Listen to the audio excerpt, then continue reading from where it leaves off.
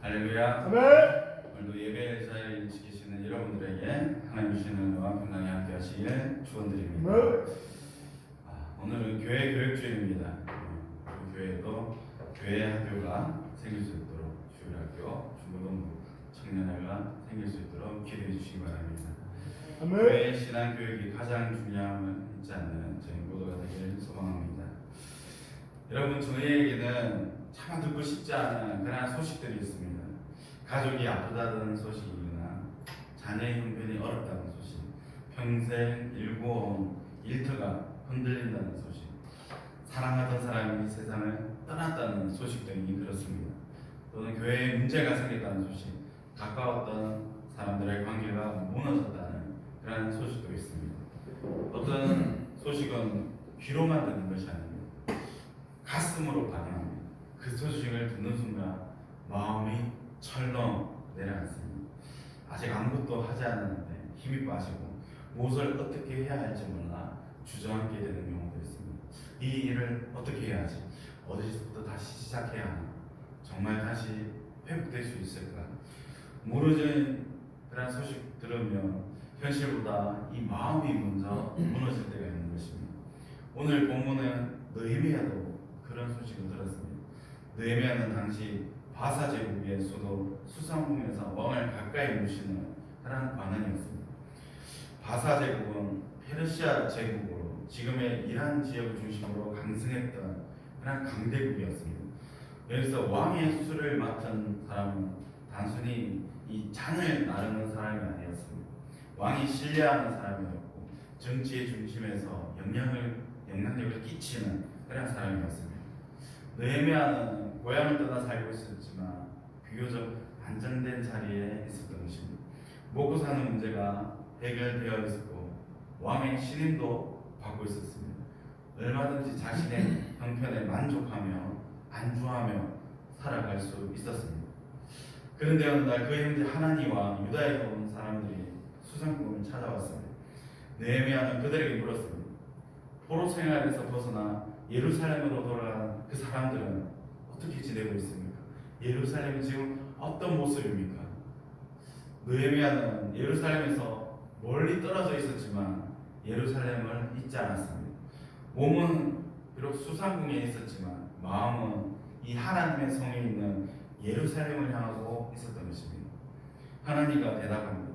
사로잡힘을 면하고 남아있는 자들이 그 지방 거기에서 큰 환난을 당하고 능욕을 받으며 예루살렘 성은 허물어지고 성들은 불탔다. 그 소식은 참담했습니다. 사람들은 고향으로 돌아갔지만 평안하게 살지 못했습니다. 성벽은 여전히 무너져 내렸고 성문은 불탄 채로 남아 있었습니다. 성벽이 없다는 것은 그 당시 안전하지 않다는 것이었습니다. 언제든지 적이 공격할 수 있었고 재산을 빼앗길 수 있었으며 생명의 위협을 받을 수도 있다는 뜻이었습니다. 그러나 이 성벽이 무너진 것은 단순히 건축물의 문제가 아니었습니다. 하나님의 백성이 능욕을 받고 있으며 하나님의 이름이 조롱받고 있다는 영적인 문제였습니다.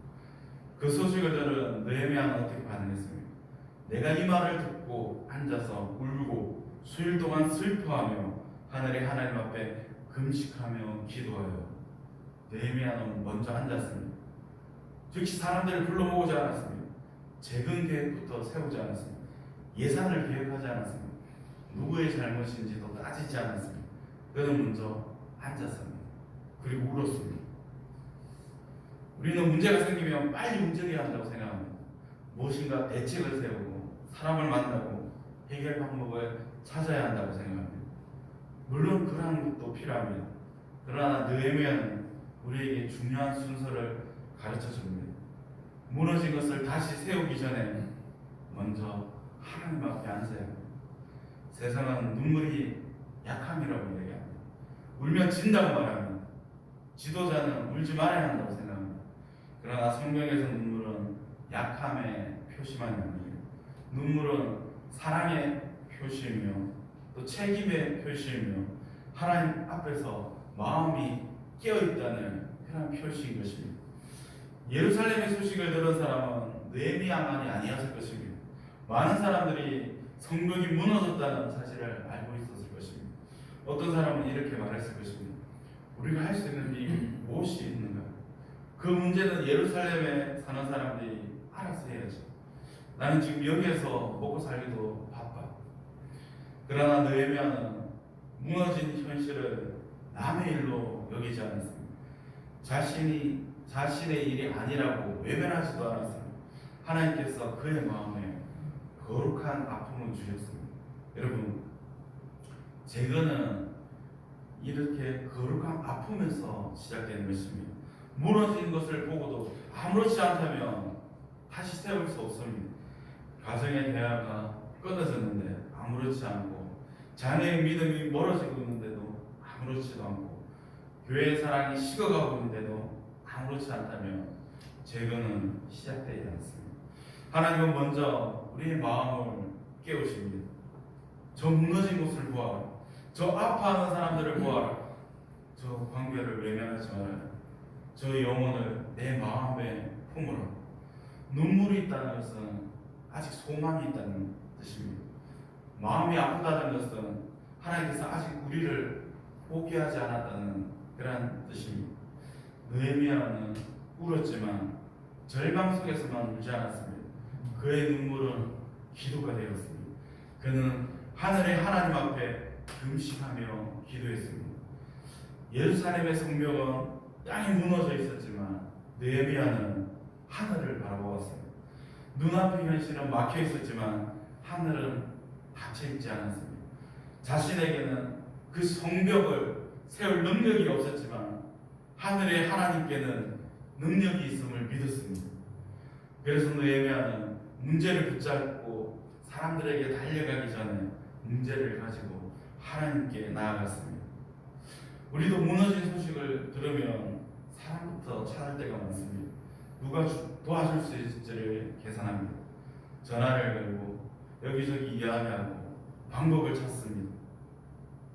그러다가 모든 방법이 막히면 마지막에 기도합니다.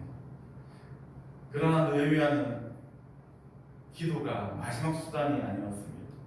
기도는 가장 먼저 하는 그런 최우선의 우선순위에 있는 일이었습니다. 기도는 아무것도 하지 않는 시간이 아닙니다. 기도는 가장 중요한 일을 시작하는 시간입니다. 기도는 현실에서 도망치는 것이 아니라 현실을 하나님의 눈으로 다시 바라보는 것입니다. 기도는 하나님께 내 계획을 승인받는 시간이 아니라 하나님의 뜻에 내 마음을 맞추는 시간입니다. 느헤미야는 단 하루만 기도하지 않았습니다. 수일 동안 슬퍼하며 금식하고 기도했습니다. 그는 감정이 조금 가라앉을 때까지 잠시 운 것이 아니었습니다. 그 문제를 하나님 앞에 오래 두었습니다. 자기 생각과 감정을 쏟아놓고 하나님의 뜻을 기다렸습니다. 우리는 너무 빨리 답을 찾으려 할 때가 있습니다. 한번 기도하고 상황이 바뀌지 않으면 낙심합니다. 며칠 기도하고 문제가 그대로이면 하나님께서 듣지 않으신다고 생각합니다. 그러나 느헤미야는 응답이 보이지 않는 동안에도 기도의 자리를 지켰습니다. 기도가 길어진다고 하나님께서 침묵하시는 것이 아닙니다.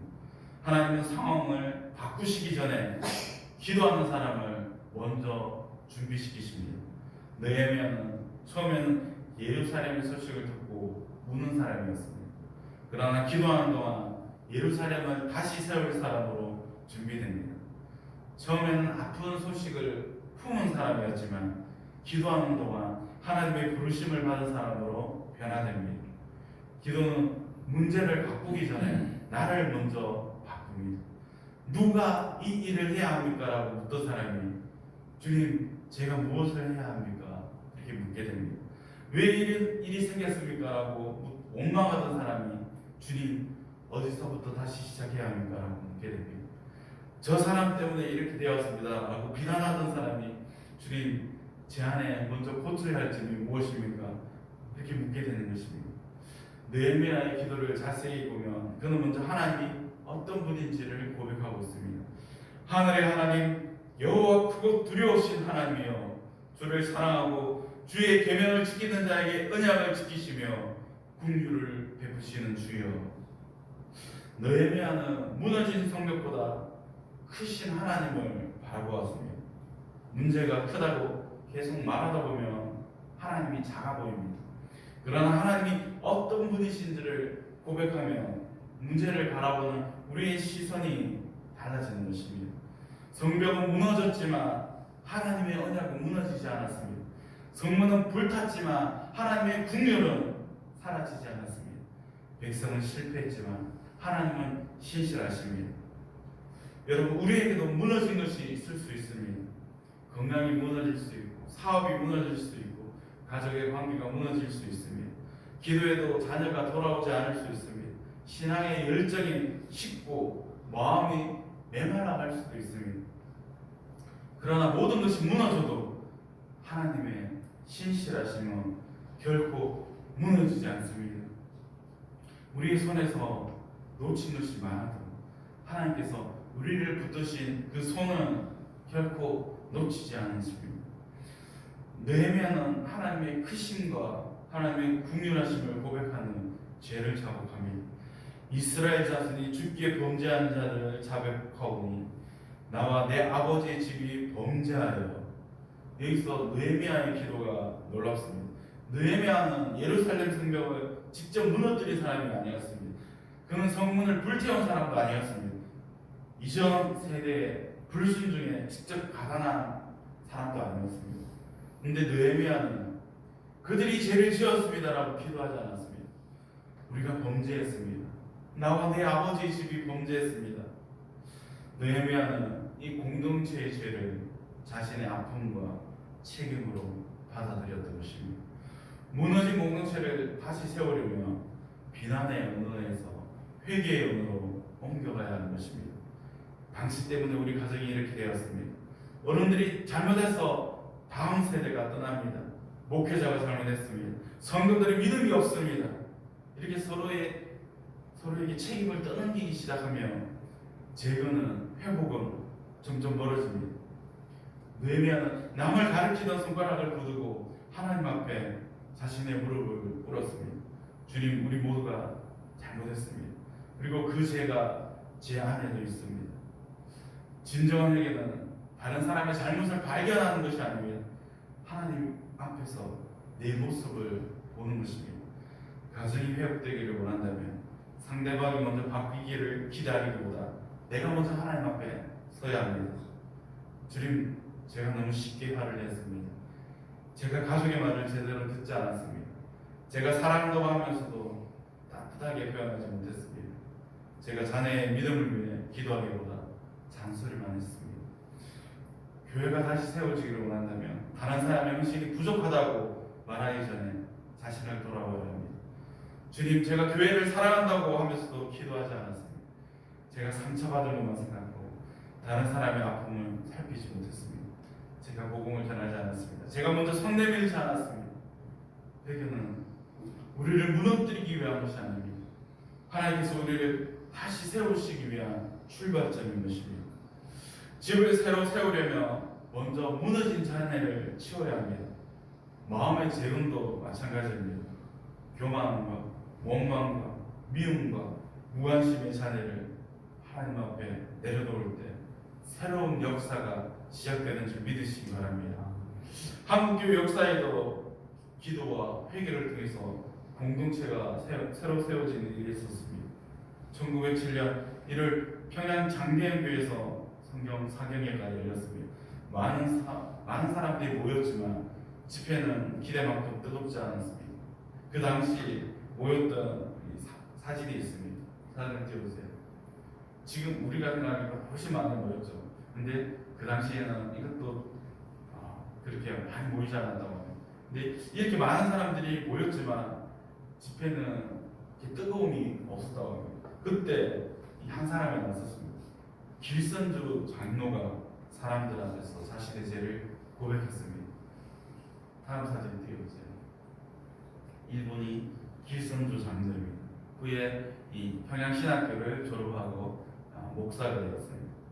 이분이 친구가 떠나기 전에 자신에게 맡겨진 그러한 이 재산들을 있었음을 고백했습니다. 근데 그 재산들을 잘 처리하지 못했음을 사람들 앞에서 자백했습니다. 친구가 맡긴 돈을 정직하게 처리하지 못하고 자기가 일부를 가졌다는 것을 고백했습니다. 그런 고백이 이루어지자 사람들의 마음이 움직이기 시작했습니다. 이 한 사람의 회개가 다른 사람의 회개를 일깨웠습니다. 사람들은 자신이 지은 죄를 하나님 앞에 자복하며 기도했습니다. 그 회개와 기도의 불길은 이 장대현 교회에만 머물지 않고 다른 교회와 여러 지역으로 확산되었습니다. 이것이 1907년 평양 대부흥의 중요한 계기가 되었습니다. 부흥은 화려한 계획에서 시작되지 않습니다. 한 사람이 하나님 앞에서 정직해지는 데서부터 시작되었던 것입니다. 주님, 제가 잘못했습니다. 그 한마디가 닫힌 하늘을 연 것이 아니라 이미 풍요를 베푸길 원하시는 하나님 앞에서 사람들의 닫힌 마음을 열었던 것입니다. 여러분, 우리 가정의 회복도 한 사람의 진실한 기도에서 시작될 수 있습니다. 가족 모두가 한꺼번에 변해야 되는 것이 아닙니다. 내가 먼저 하나님 앞에 무릎을 꿇고 눈물로 기도할 때 하나님께서 그 기도를 재건의 시작으로, 회복의 시작으로 사용하실 수 있는 것입니다. 교회 회복도 모든 조건이 좋아진 후에 시작되는 것이 아닙니다. 한 사람이라도 교회를 가슴에 품고 기도할 때 시작되는 것입니다. 주님, 우리 교회를 다시 복음 위에 세워 주옵소서. 상처받은 마음들이 치유되게 하옵소서. 다음 세대가 믿음에서 일어나게 하옵소서. 우리 안에 사랑과 거룩함을 회복시켜 주옵소서. 하나님은 기도하는 한 사람을 가볍게 여기지 않으십니다. 느헤미야는 회개한 후 하나님의 말씀을 붙잡았습니다. 주께서 일찍이 주의 종 모세에게 명령하여 이르시되 만일 너희가 범죄하면 내가 너희를 여러 나라 가운데 흩을 것이요 만일 내게로 돌아와 내 계명을 지켜 행하며 너희 쫓긴 자가 하늘 끝에 있을지라도 내가 거기서부터 그들을 모아 내 이름을 두르고 택한 곳에 돌아오게 하리라. 느헤미야는 자신의 간절함만을 기도의 근거로 사용하지 않았습니다. 하나님의 약속을 붙잡았던 것입니다. 주님, 우리가 주께로 돌아오면 다시 모으시겠다고 말씀하지 않으셨습니까? 우리가 실패했지만 주님의 약속은 변하지 않음을 믿습니다. 우리를 불쌍히 여겨 주옵소서. 기도는 하나님의 마음을 억지로 움직이는 일이 아닙니다. 하나님께서 이미 주신 그 약속을 믿고 그 약속 안으로 들어가는 것입니다. 우리가 다시 일어날 수 있는 근거는 우리의 의지가 강하기 때문이 아닙니다. 하나님께서 자비로우시고 신실하시기 때문입니다. 더 분명하게 말하면 우리의 재건은, 우리의 회복은 예수 그리스도의 십자가에서 시작되는 것입니다. 우리의 죄로 인해 하나님과의 관계가 무너진 사람들이었습니다. 우리 힘으로는 하나님과의 관계를 다시 세울 수 없었습니다. 그런데 예수님께서 십자가에서 우리 죄를 담당하시고 하나님과 우리 사이에 화목을 이루셨습니다. 느헤미야가 예루살렘의 무너진 성벽을 자기 아픔으로 품었다면 예수님은 죄로 무너진 우리의 인생을 자신의 몸으로 품으셨던 것입니다. 느헤미야는 이 수상궁의 자리를 떠나 예루살렘으로 갔지만 예수님은 하늘 영광의 보좌를 떠나서 이 땅으로 내려오셨습니다. 느헤미야는 백성들과 함께 성벽을 쌓았지만 예수님은 십자가에서 자신의 몸을 내어주심으로 우리의 구원의 길을 열어주셨습니다. 그러므로 우리는 무너졌다고 끝난 사람들이 아닙니다. 십자가의 은혜 안에서 다시 세워질 수 있는 사람들인 것입니다. 상처가 깊어도 다시 살아날 수 있습니다. 죄에 넘어져서도 다시 거룩한 길로 걸어갈 수 있습니다. 실패했어도 다시 사명을 붙들 수 있습니다. 교회가 연약했어도 다시 복음 위에 설 수 있는 것입니다. 느헤미야의 기도는 마지막에 매우 구체적으로 바뀝니다. 오늘 종이 형통하여 이 사람 앞에서 은혜를 입게 하옵소서. 여기서 이 사람은 아닥사스다 왕입니다. 느헤미야는 기도만 하고 현실을 외면하지 않았습니다. 하나님께 기도한 후 자신이 해야 할 일을 준비했습니다. 왕에게 예루살렘으로 갈 수 있도록 허락을 구해야 했습니다. 자신의 안전된 자리를 내려놓아야 했습니다. 위험을 감수해야겠습니다. 참된 기도는 우리를 행동하지 않는 사람으로 만들지 않습니다. 오히려 순종할 수 있는 용기를 줍니다. 눈물은 기도가 되고 기도는 순종이 되며 순종은 재변의 회복의 역사가 되는 것입니다. 기도하면서도 아무것도 바꾸려 하지 않는다면 우리 기도를 점검해야 합니다. 가족의 관계 회복을 위해서 기도했다면 먼저 따뜻한 말을 먼저 건넬 수 있어야 합니다. 용서를 위해서 기도했다면 먼저 손을 내밀 수 있어야 합니다. 교회의 부흥을 위해서 기도했다면 예배의 자리를 지키고 한 영혼을 품어야 하는 것입니다. 다음 세대를 위해서 기도했다면 아이들의 이야기를 듣고 그들을 축복해야 합니다. 어려운 이웃을 위해 기도했다면 내가 가진 것을 나눌 수 있어야 합니다. 우리는 때때로 거대하고 큰 일을 해야 한다고 이 재건을 이룰 수 있다고 생각합니다. 그러나 재건은 회복은 작은 순종에서 시작됩니다.